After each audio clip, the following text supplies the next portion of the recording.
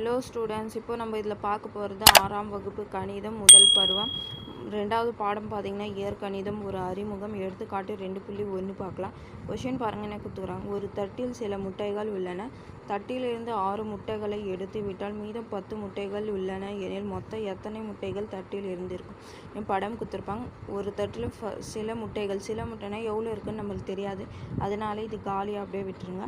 அதில் 6 முட்டைகள் எடுக்கிறாங்கன்னா இங்கே அதுலேருந்து 6 முட்டை எடுக்கிறாங்க. அப்போது கழிச்சிடணும்.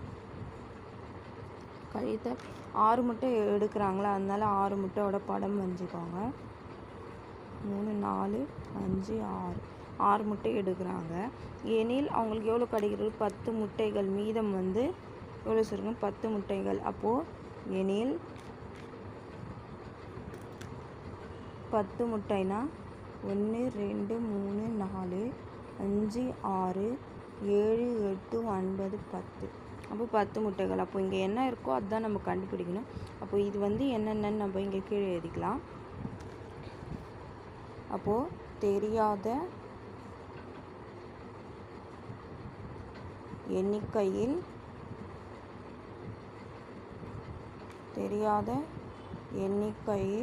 தட்டில் உள்ள முட்டைகள்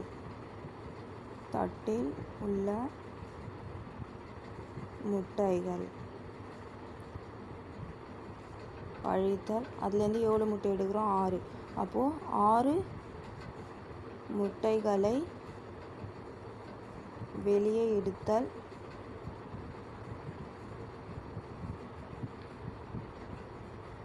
மீதம் எவ்வளோ கிடைக்கும்? 10 முட்டைகள் எனில் மீதம் 10 முட்டைகள் கிடைக்கும்.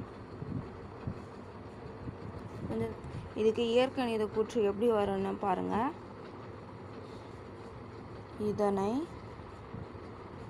இது தெரியாதுன்னா அதனால எக்ஸ்ன்னு எடுத்துக்கலாம். இது கழித்தல் 6 வெளியே எடுக்கிறதுனால 6 என எழுதலாம். இங்கு எக்ஸ் என்பது தெரியாத எண்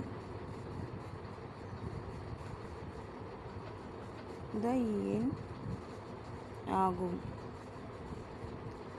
அதுக்கப்புறம் பாருங்கள், அடுத்ததாக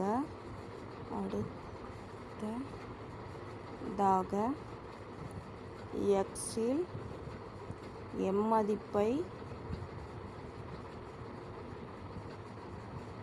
பிரதி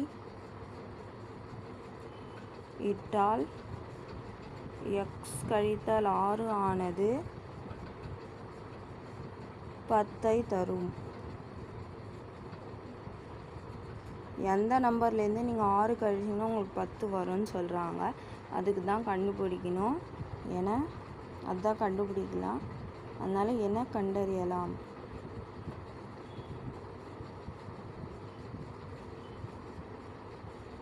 பாருங்க, எங்கே எக்ஸின் மதிப்பு, அடுத்தது எக்ஸ் கழித்தல் 6, இங்கே என்ன பண்ணுறோமோ அதோட முடிவு என்ன ஆன்சர் வருதுன்னு. அதுக்கப்புறம் பார்த்தீங்கன்னா இங்கே முடிவு 10 ஆக உள்ளதா?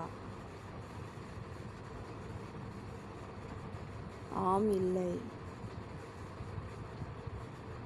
10 ஆன்சர் வந்துச்சுன்னா ஆமான்னு எழுதணும், அப்படி வரலைன்னா இல்லைன்னு எழுதணும். புரிஞ்சுதுங்க? அப்போ பாருங்கள், ஃபஸ்ட்டு நம்ம 7ன்னு போடலாம். எக்ஸோட மதிப்பு 7 போட்டு பார்க்கலாம். பாருங்கள், 7 கழித்தல் 6. அப்போ 7லேருந்து 6 போச்சுன்னா எவ்வளோ? 1 வரும். அப்போது இது 10 வரலைங்களா ஆன்சர், அதனால இல்லை. அடுத்தது பாருங்கள், 10ன்னு போட்டு பார்க்கலாம் எக்ஸோட மதிப்பு. அப்போ 10 கழித்தல் 6. 10லேருந்து 6 போச்சுன்னா எவ்வளோ? 4. அதனால 4. 10 வரல, இல்லை 4 தானே வருது, அதனால இதுவும் இல்லை. அதுக்கப்புறம் பாருங்கள், 12 போட்டு பார்த்தீங்கன்னா 12ல் 6 போச்சுன்னா எவ்வளோ? 6. அப்போது 10 வரல, அதனால இதுவும் இல்லை. அதுக்கப்புறம் பாருங்கள், 15ல் 6 போச்சுன்னா 9. அப்போ இதுவும் 9 தான் வருது, அப்போது இது இல்லைன்னு வரும். அடுத்தது 16ன்னு போட்டுப்பாங்க. ஏன்னா 9க்கு அப்புறம் 10 வரும். அப்போது 1 இதில் அதிகமாக்கிடலாம். அப்போது 16ல் 6 போச்சுன்னா 10. அப்போ 10 கரெக்டாக முடிவு வருதுங்களா? அப்போது இது ஆம். அடுத்த நம்பர் 18ன்னு போடலாம். பாருங்கள், 18ல் 6 போச்சுன்னா 12. 10 வரல. அப்போது இது இல்லை. அப்போ எதுக்கு 10ன்னு வருது? ஆன்சர் 16க்கு. அப்போது எனவே தெரியாத எண்